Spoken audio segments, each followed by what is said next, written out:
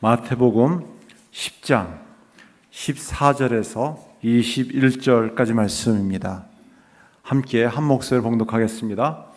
예수께서 들으시고 배를 타고 떠나사 따로 빈들에 가시니 무리가 듣고 여러 고을로부터 걸어서 따라간지라.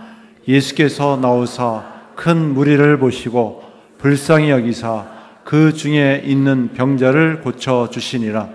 저녁이 되매 제자들이 나와 이르되 이곳은 빈들이요 때로 이미 저물었으니 무리를 보내어 마을에 들어가 먹을 것을 사 먹게 하소서. 예수께서 이르시되 갈 것 없다. 너희가 먹을 것을 주라. 제자들이 이르되 여기 우리에게 있는 것은 떡 5개와 물고기 2마리 뿐이니이다. 이르시되 그것을 내게 가져오라 하시고 무리를 명하여 잔디 위에 앉히시고 떡 5개와 물고기 2마리를 가지사 하늘을 우러러 축사하시고 떡을 떼어 제자들에게 주시매 제자들이 무리에게 주니 다 배불리 먹고 그 남은 조각을 12바구니에 차게 거두었으며 먹은 사람은 여자와 어린이 외에 5,000명이나 되었더라. 아멘. 오늘 점심은 우리 이수연 집사님 가정에서 딸 결혼과 함께 또 우리 아들이 손자를 낳았습니다. 그래서 감사해서 또 점심을 섬기게 되었습니다. 함께 봉독한 말씀을 중심으로 전하고자 하는 말씀은 광야에서 베푸신 천국의 식탁이라는 말씀입니다. 여러분은 지금 어디에 앉아 계십니까? 풍성한 잔치의 식탁에 둘러 앉아 감사의 기도를 드리고 있습니까? 아니면 아무것도 없는 광야 한복판에 앉아서 무엇을 먹고 살지? 이 문제는 어떻게 해결할까? 왜 나의 기도는 아직도 응답되지 않는가? 묵묵히 지친 마음으로 지금 하나님을 기다리고 계시지 않습니까? 사실 많은 분들을 살펴보면 외적으로는 대단히 괜찮아 보여요. 참 다들 잘 살아가고 있구나 싶은 생각이 들 정도로 다들 잘 사는 것처럼 보입니다. 그러나 속으로는 삶의 빈들에 앉아 있습니다. 광야 같은 척박한 삶을 살아내고 있습니다. 직장은 있어요. 사업은 일궈가고 있어요. 근데 의미를 찾지 못하고 있습니다.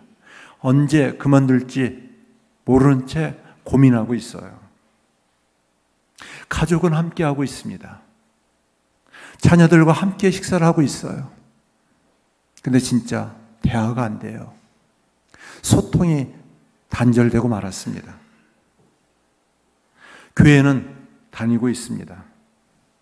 그러나 하나님과의 관계는 점점 멀어지고 있습니다.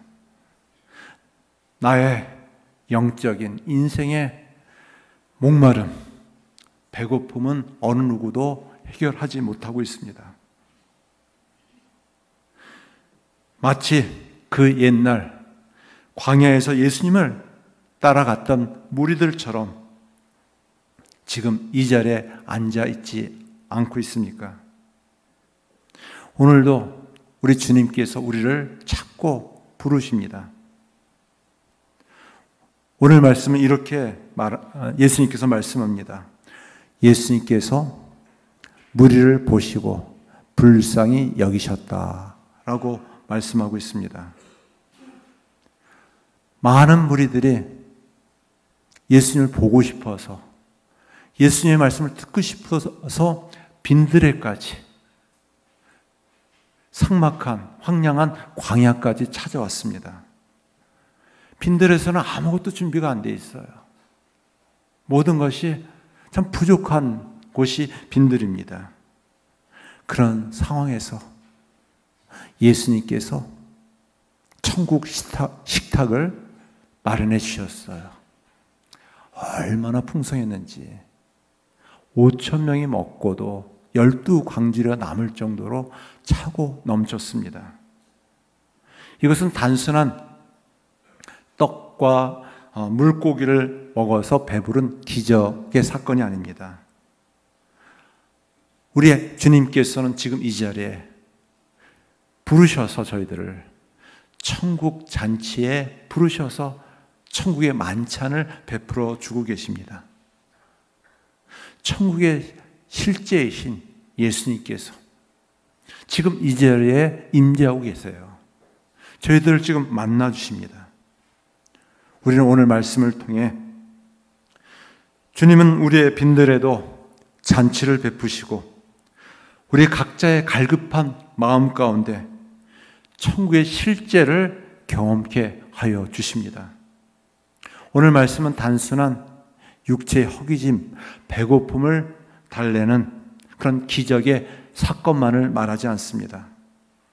예수님께서 친히 하늘로부터 이 땅에 오셔서 우리의 허기짐, 목마름, 이 배고픔과 갈증을 달래기 위해서 친히 생명의 떡으로 이 땅에 오셨어요. 친히 예수님으로 말미암아 하늘나라의 풍성함을 이 땅 가운데 맛보게 하십니다. 누리게 하십니다. 또한 그 천국의 삶을 이 땅 가운데 실천적으로 살게 하여 주십니다. 이 자리에 그런 놀라운 은혜 자리가 되기를 간절히 바랍니다. 오늘 말씀을 좀 더 자세히 살펴보겠습니다. 13절과 14절 말씀입니다. 함께 한 목소리 읽어볼까요?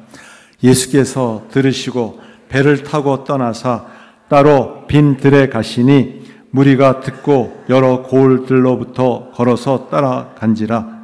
예수께서 나오사 큰 무리를 보시고 불쌍히 여기사 그 중에 있는 병자를 고쳐 주시니라. 광야를 걷는 빈들에 있는 우리를 친히 부르셔서 우리를 긍휼히 여겨주세요. 우리를 긍휼히 여겨주십니다. 오늘 14절 말씀에 보면 예수께 나오사 큰 무리를 보시고 불쌍히 여기사라고 말씀하고 있습니다. 무리는 예수님의 소문을 들었어요. 예수님을 만나면 내 눈이 떼어질 수 있다. 내 육신의 병이 고쳐질 수 있다. 예수님의 가르침은 너무나도 놀랍다. 이 소문을 듣고 많은 무리들이 빈들에 있는 예수님께 나왔습니다. 그들은 양식을 준비하지 못했습니다. 그렇지만 몸도 지쳐 있었어요. 마음도 대단히 혼란스러운 상태였습니다. 그들의 바람은 예수님을 만나고 싶다. 예수님을 만나면 나에게 뭔가 새로운 변화가 있을 거야. 회복이 있을 거야. 내 육신의 질병이 고쳐지고 내 인생의 행복이 다시 되찾을 수 있을 거야 라는 이 기대를 가지고, 이 한 가지 기대를 가지고 빈들에까지 예수님께 나왔습니다. 오늘도 저와 여러분들 다르지 않습니다. 우리도 광야 같은 세상 속에 살아가고 있어요. 너무나도 지쳐 있어요.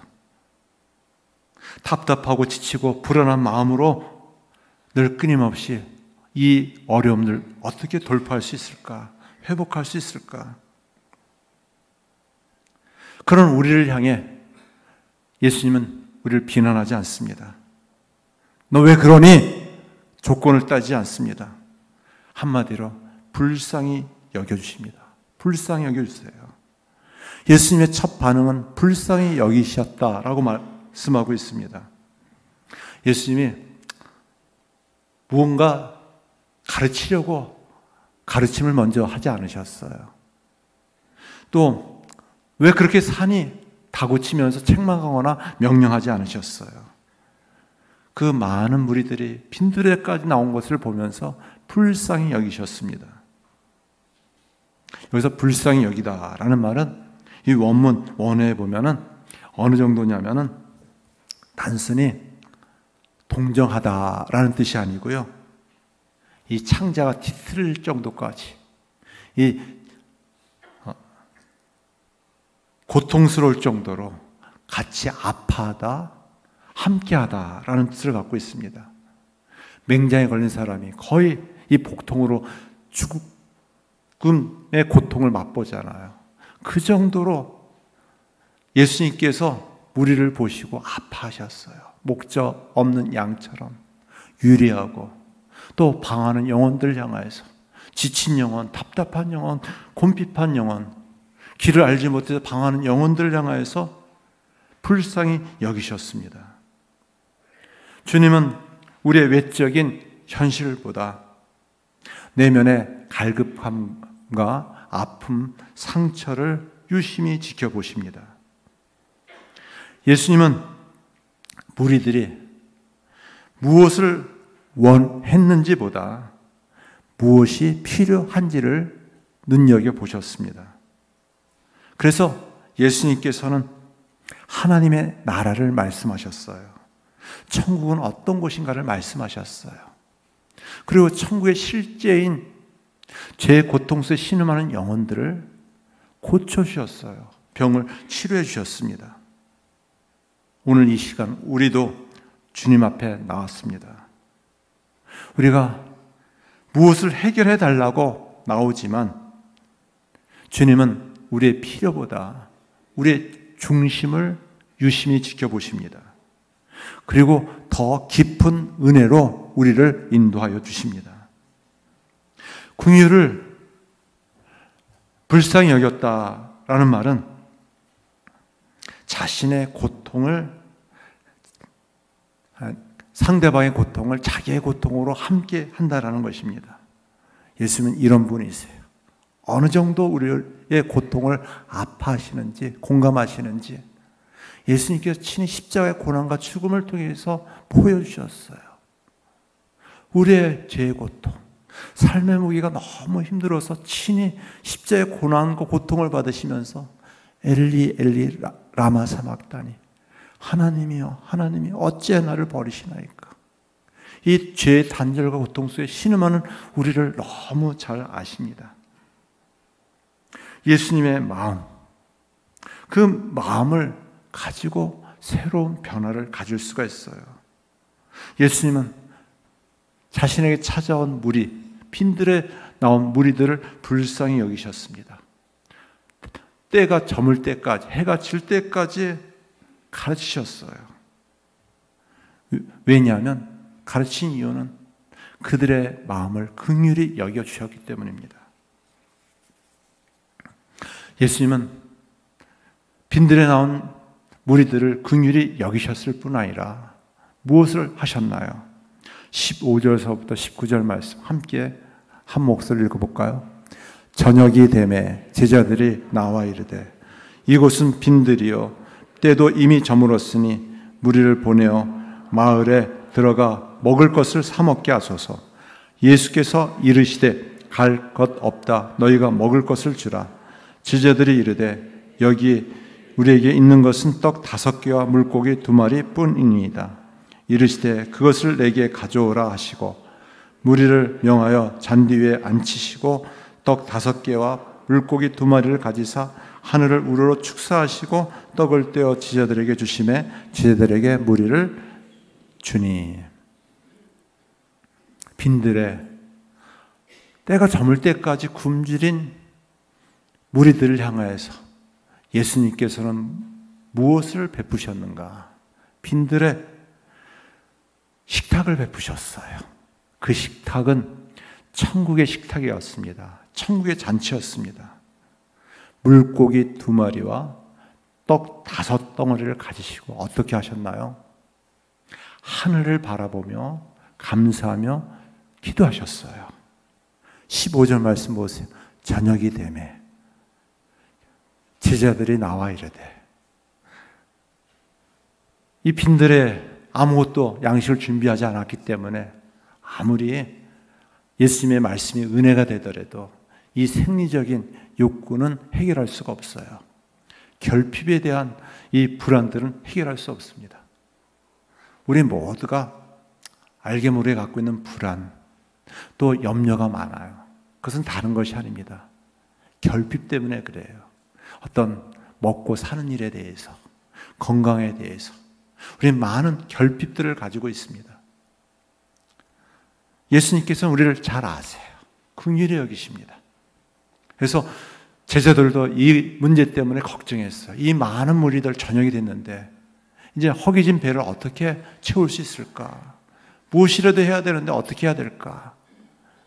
그래서 제자들이 예수님께 묻습니다. 여기는 빈들입니다. 광야입니다. 아무것도 준비할 것이 없습니다. 때도 이미 저물었습니다. 해가 졌기 때문에 어쩌면 좋겠습니까? 다른 복음서 병행 본문에 보면은 빈들이요 때도 이미 저물었으니 어떻게 하면 좋을까? 여기에 대해서 제자들은 무리를 보내어 마을에 들어가 먹을 것을 사 먹게 하소서. 가장 합리적인 그냥 납득이 될 수 있는 말 아니겠습니까? 이 많은 무리들 최소 남자만 5,000명, 여자 아이 또 어른 할 것 없이 다 따지면 한 10,000명 이상, 20,000명 가까이 되는데 이 많은 무리들이 예수님의 소문을 듣고 빈들에 왔지만 이들을 어찌하면 좋겠습니까? 이들을 다시 마을로 돌려보내고 또 빌립이라는 제자는 이 정도의 사람들이 먹을 돈이 한 200데나리온이 되어야 되는데 우리에게 수중에는 그런 돈이 없습니다 라고 반문합니다. 네, 당연한 말 아니겠습니까?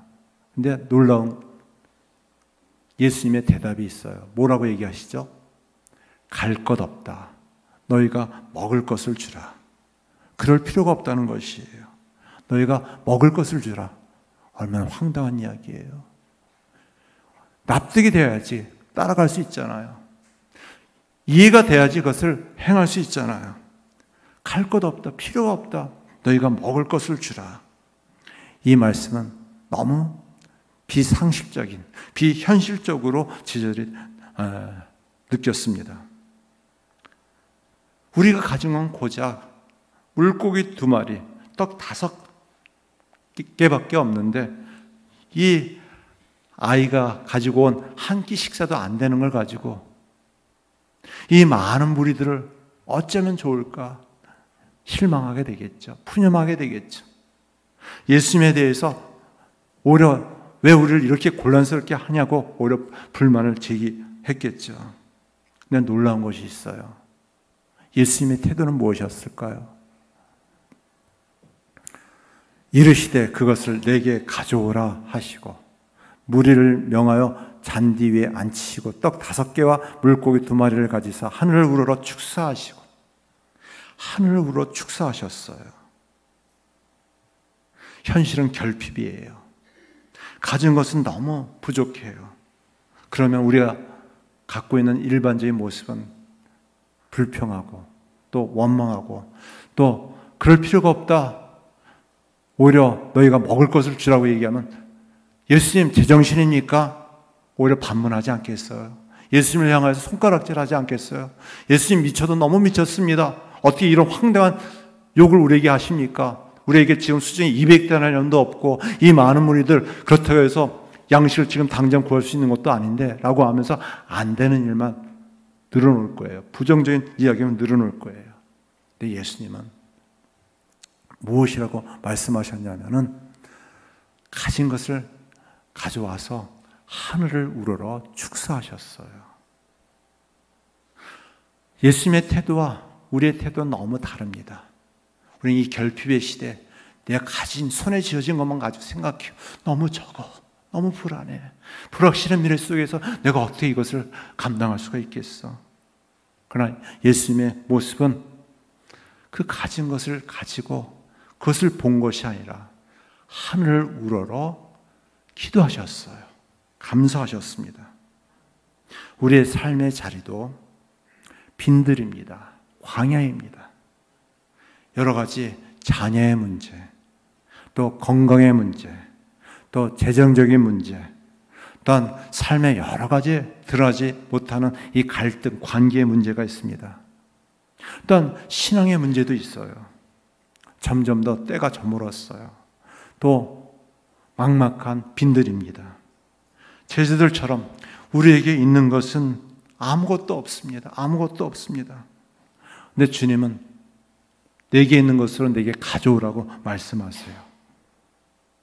주님은 무엇을 눈여겨보시는가? 없는 것을 눈여겨보시는 것이 아니라 부족하지만 가진 것, 감춰져 있는 가능성을 보십니다. 예수님은 현실을 부정하지 않습니다. 다만 현실을 하늘 위에 놓고 하나님께 기도하고 있어요. 그리고 감사하고 있습니다. 축사하셨어요. 나누셨습니다. 놀라운 변화가 있어요. 예수님께서 빈들에 마련한 이 천국의 식탁은 너무너무 풍성했어요. 너무 넘쳐서, 차고도 넘쳐서 남은 것이 12강주가 남을 정도였습니다. 이처럼 믿음으로 주님 앞에 올려질 때 치러지는 은혜의 식탁을 보여주고 있습니다. 사랑하는 성도 여러분, 오늘 이 시대를 살아가면서 우리는 종종 이런 이야기를 합니다. 이걸로 내가 뭘 할 수 있을까? 이 나이에 내가 무엇을 할 수 있을까? 이 어려운 형편에 내가 무엇을 할 수 있을까? 하지만 주님은 오늘도 우리에게 말씀하십니다. 그것을 내게 가져오라 말씀하세요. 우리의 기도도 부족하고 믿음도 작고 형편없지만 주님의 손에 쥐어드렸을 때, 하늘을 바라보며 감사할 때 차고 넘치는 은혜가 있습니다. 어떤 사건을 대할 때 나의 태도를 한번 점검해 보아야 합니다. 우리는 항상 내게 얼마나 있는가, 내게 어떤 경력이 있는가, 내게 어떤 힘이 있는가를 생각하면서 모든 일들을 감당하려고 합니다. 돈도 없어요. 힘도 없어요. 지식도 없어요. 경험도 없어요. 어쩌면 좋을까요? 이것이 빈들의 때가 저문 무리들의 모습이었어요. 제자들의 모습이었어요. 아무것도 없어요. 모든 것이 불가능합니다. 그러나 예수님은 아무리 작은 것이라 할지라도 이 작은 것을 통해서 가능성을 보셨어요. 하늘을 우러러 보시고 감사하며 기도하셨습니다. 여러분, 꼭 우리가 믿음을 가지고 기억해야 합니다. 믿음이란 무엇인가? 부정적인 것을 보는 것이 아니라 긍정적으로 주님을 바라보는 것이에요. 인간의 이성을 뛰어넘는 크고 놀라운 하나님의 능력을 바라보는 것입니다. 우리 인간으로서는 할 수 없지만 전능하신 하나님은 하실 수 있습니다. 신앙을 비과학적이라고 말하지 마세요. 참 과학적입니다. 그렇지만 과학을 뛰어넘는 초과학적입니다. 이것이 신앙의 힘, 능력이에요. 또 신앙을 비이성적이라고 말하지 마세요. 지극히 논리적이고 이성적입니다. 그렇지만 참된 신앙은 이성을 뛰어넘는 초이성적이며 또 초과학적입니다. 하나님은 어떤 분이십니까? 하나님은 말씀으로 천지를 창조하셨어요. 또 온 우주 만물을 주관하고 계십니다. 얼마든지 우리가 납득이 되고 이해가 되지 않지만 초과학적인 방법으로, 초이성적인 방법으로 하나님은 역사하십니다. 우리는 이런 믿음을 가지고 있어야 합니다. 우리 이성을 뛰어넘는, 과학을 뛰어넘는 또 다른 하나님의 역사가 있음을 인정해야만 합니다. 성 어거스틴은 우리 그런 모습을 가리켜서 박식한 무지라고 표현한 적이 있습니다. 사람이 다 헛똑똑이라는 것이에요. 납득이 돼야지만, 이해가 돼야지만 믿고 따른다는 것이에요. 그래서 자기가 알아야지만 또 따라갈 수가 있어요. 그렇지만 헛똑똑, 알아도 믿지 못하면 아무 소용이 없습니다. 아무 소용이 없어요. 그래서 우리가 늘 끊임없이 주님을 바라보고 의지해야 될 것이 바로 여기에 있습니다. 요한복음 6장 8절, 9절 말씀에 보면은 오병이어의 병행 구절입니다. 우리 함께 읽어볼까요? 제자 중 하나 곧 시몬 베드로의 형제 안드레가 예수께 여짜오되 여기 한 아이가 있어 보리떡 5개와 물고기 2마리를 가지고 있나이다. 그러나 그것이 이 많은 사람에게 얼마나 되겠사옵나이까. 빌립은 도저히 이 많은 무리들을 먹일 수가 없다. 이 불가능한 것을 인정하고 200대를 있어도 이것은 불가능하다라고 얘기했는데 제자 중 한 사람 베드로의 형제 안드레가 예수께 물었어요. 이 무리 중에 한 아이가 물고기 2마리와 떡 5덩어리를 가지고 왔나이다. 신랄 같은 작은 믿음이 생겼어요. 이 아이는 부모님이 좀 멀리 가기 때문에 한 끼 작은 도시락을 준비시켜 주었겠죠. 이것은 한 아이가 먹을 수 있는 작은 양의 한 끼 식사에 불과합니다. 이거 가지고 무엇을 하겠어요? 그러면서도 작은 신랄 같은 이 믿음. 그래서 안드레가 얘기하기를 이것으로는 이 많은 사람을 아무것도 할 수가 없습니다. 단정적으로 실패의식을 가지고 부정적으로 단념하고 있어요. 포기하고 있어요. 하지만 예수님께서는 작은 겨자씨와 같은 믿음이라 할지라도 한 아이가 가지고 온 물고기 2마리의 가능성을 가지고 이 한 아이가 또 자기가 얼마든지 그것을 먹을 수 있었지만 예수님의 손에 쥐어졌을 때 또 한 제자가 도저히 불가능하지만 믿음을 가지고 예수님께 가지고 나왔을 때 얼마나 놀라운 변화가 있었습니까? 18절과 19절 말씀해 보면은 예수님께서 말씀하세요. 이르시되 그것을 내게 가져오라. 오라고 말씀하시고 19절 말씀해 보면 이렇게 말씀합니다. 무리를 명하여 잔디 위에 앉히시고 무리를 명하여 잔디에 앉히셨어요. 저와 같이 논리적이고 이성적인 사람은 예수님 이게 무슨 엉뚱한 지시를 합니까? 아니 무리를 앉히라고 하다뇨. 무엇을 하려고 하십니까? 저는 좀 따져 물었을 거예요. 그런데 놀라운 것은 무리를 명하여 잔디 위에 앉히시고 예수님의 제자들이 신라 같은 예수님을 향한 믿음을 가지고 순종했어요. 그리고 떡 5개와 물고기 2마리를 가지사 하늘으로 축사하시고 물고기 2마리, 떡 5덩어리는 작은 한 끼 식사에 불과했지만 주어진 것을 하늘 향하여서 감사하며 기도했습니다. 그 위에 어떤 놀라운 변화가 있었습니까? 떡을 떼어 제자들에게 주시매 제자들이 무리에게 주니라고 말씀하고 있습니다.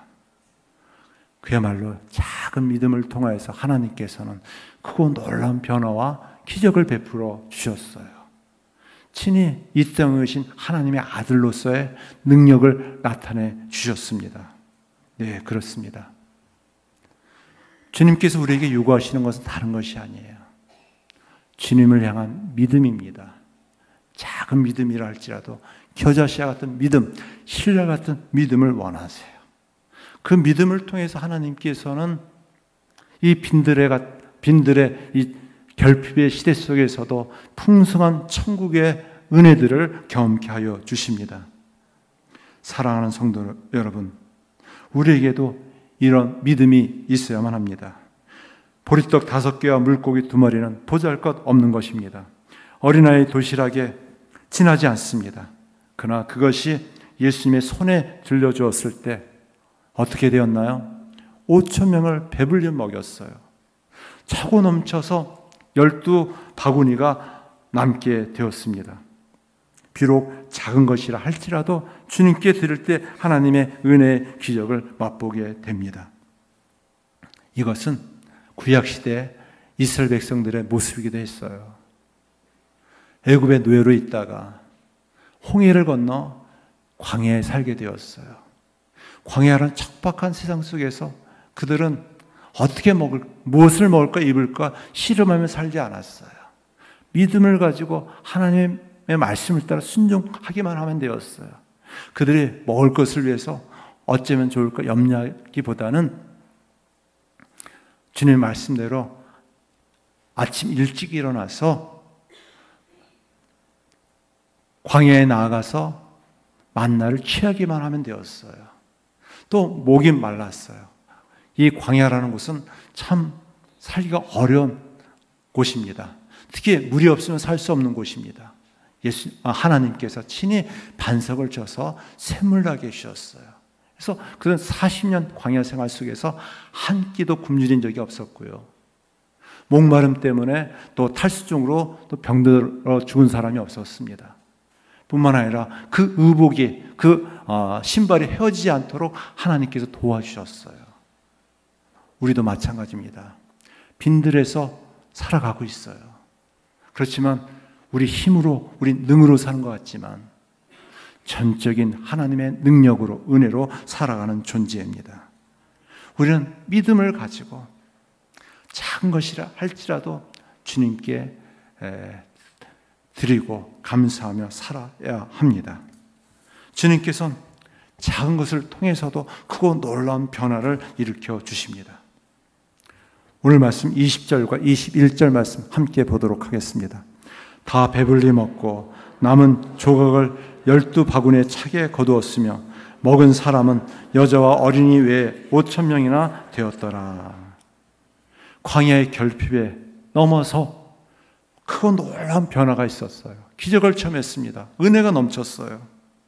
사람들이 먹어도 그 음식이 모자라지 않았어요. 무슨 말일까요? 뭐라고 얘기할 수 있을까요? 배가 맞아요. 터지게 먹었어요. 배고픔이 채워졌을 뿐 아니라 얼마나 음식이 많이 남았는지 남은 조각들을 다 모았는데 12바구니가 가득 찰 정도였습니다. 그리고 12바구니라고 얘기하고 있어요. 이 12는 참 중요한 상징하고 있는 의미예요. 모든 백성, 이스라엘 백성들을 가리켜요. 모든 시대, 모든 예수님을 믿고 따르는 사람들을 가리켜요. 네, 그렇습니다. 예수님을 따르는 천국 백성들의 삶 속에서는 주님을 그 중심에 모셔드리고 없는 것, 잃은 것, 부정적인 것, 믿음 없는 모습이 아니라 신뢰 같은 믿음이라 할지라도 주님을 바라보고 주님의 손에 쥐어주고 내 힘으로 내 능력은 감당할 수 없습니다. 주님 인도해 주세요. 주님 함께 해주세요. 주님을 신뢰하고 의지하면 차고 넘치도록 은혜를 부어주세요. 풍성케 하여 주십니다. 오늘날 우리는 버티자. 겨우 버티는 신앙으로 머무를 때가 있어요. 간신히 겨우 살아남으면 된다. 현상 유지. 어떤 생명 유지 정도로만 살려고 합니다. 하지만 예수님 안에서의 삶은 세상에 할 수 없는 기쁨이 있어요. 은혜가 있습니다. 그것은 모자랄 정도가 아니라 차고 넘치도록 풍성한 것이에요. 넘치게 하시는 은혜입니다. 오늘 우리에게 필요한 것은 제발 부족하니 조금만 더 주세요. 그것이 아니에요.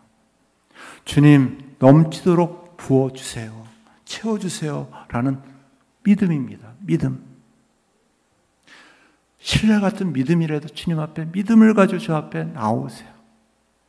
내게 있는 것은 이거밖에 없지만 주님이 함께 하시면 도와주시면 얼마든지 넘치도록 채워주실 뿐 아니라 나눠주고 섬겨주고 베풀어주기에 부족함이 없게 하여 주실 줄 믿습니다. 이렇게 믿음으로 한번 선포해 보세요. 기도해 보세요. 예수님은 조금이 아닙니다. 충만하게 차고 넘치도록 남게 하여 주십니다. 믿음의 삶은 늘 모자람에 대한 걱정이 아니에요. 불만이 아닙니다. 하나님의 공급하심에 대한 기대입니다. 소망입니다. 우리의 것으로는 항상 부족합니다. 그렇지만 믿음을 가지고 예수님의 손에 들려지면 오병이어의 그 놀라운 역사가 임하게 하여 주십니다. 사랑하는 성도 여러분, 주님의 은혜는 꼭 필요한 것만을 적당하게 채우는 은혜가 아닙니다. 넘치게 하여 주십니다. 풍성케 하여 주십니다. 한마디로 배불리 먹고 12바구니가 남게 하여 주십니다. 왜냐하면 천국은 결핍의 나라가 아니라 풍성함의 나라이기 때문입니다. 이 풍성함은 예수님을 따르는 모든 이들에게 이 땅 가운데 주시는 것이에요. 오늘도 내게 있는 것은 작지만 주님의 손에 믿음으로 쥐어드렸을 때 작은 것이 많아지고 나눠주고 섬겨주며 이 땅 가운데 주의 나라와 그 풍성함을 이루어갈 수 있기를 간절히 바랍니다. 성경에 보면 보잘것없는 지팡이였어요. 그렇지만 홍해 앞에 섰던 모세가 그 지팡이를 들었을 때는 홍해가 갈라지는 놀라운 기적의 지팡이가 되었습니다. 또한 물맷돌, 그것은 별 보려면 하찮은 것이에요. 참 믿음으로 다윗에게 그 손에 쥐어졌을 때에는 도저히 이길 수 없는 골리앗을 이길 수 있는 능력의 도구가 되었습니다. 네, 그렇습니다. 주님은 우리의 겨자씨와 같은 믿음을 통해서, 작은 믿음을 통해서 역사하세요. 주님의 손에 쥐어졌을 때 내 힘으로는 감당하지 못하지만 주님께서는 얼마든지 하실 수 있습니다 라고 하면서 기도하며 주 앞에 나아가시길 바랍니다. 약할 때 강함 주시고 부족을 넘치도록 채워 부어 주십니다. 말씀했습니다. 지금도 우리는 빈들에 있습니다. 하지만 주님이 천국 식탁을 차려주십니다. 사랑하는 성도 여러분, 오늘 우리는 빈들에서 메마름의 자리, 결핍의 자리, 때가 저물어 깊어가는 광야 한복판에 있습니다. 그러나 그곳에서 예수님은 우리를 아세요. 긍휼히 여겨주세요. 얼마나 불쌍히 여겨주시는지 같이 아파하시며 도와주십니다. 그리고 우리가 가진 것이 별거 없지만 작은 것을 주님의 손에 믿음으로 드려졌을 때 하늘을 바라보며 감사하며 축사하세요. 그거 놀라운 기적을 베풀어 주십니다. 참 생명이신 예수님께서 천국의 실제를 우리에게 보여주십니다. 이제 중요한 질문이 있습니다. 나는 지금 어디에 앉아 있는가? 내 인생의 자리가 광야처럼 메말라 있다면 그 자리에 주님과 함께하는 천국 식탁에 앉아 있기를 간절히 바랍니다. 내가 가진 것이 적고 초라해 보일지라도 주님께서 물고기 2마리와 떡 5덩어리로 5,000명을 먹이고도 12광주리가 남게 하는 놀라운 은혜의 역사를 나타내어 주실 줄 믿습니다.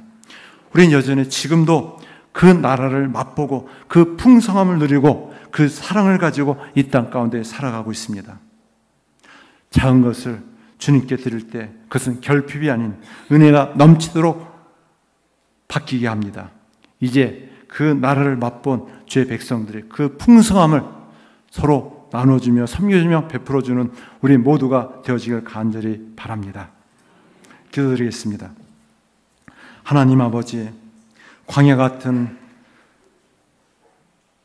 인생을 걸어가고 있습니다. 우린 늘 손에 쥔 것이 너무 작다고 불평하고 원망할 때가 많습니다. 우리의 손에 쥔 것을 주님 앞에 맡겨드립니다. 주님을 신뢰합니다. 믿음을 가지고 주님을 의지합니다. 주님, 저희들을 긍휼히 여겨주시고 그 놀라운 은혜의 변화가 나타나게 하여 주시옵소서. 지극히 너무 작고 보잘것이 없지만 주님의 손에 들려질 때 그 작은 것이 천국 잔치의 새로운 시작이 되게 하여 주실 줄 믿습니다. 이제 저의 시간과 저의 마음, 모든 삶을 주님께 맡겨드립니다. 의지합니다.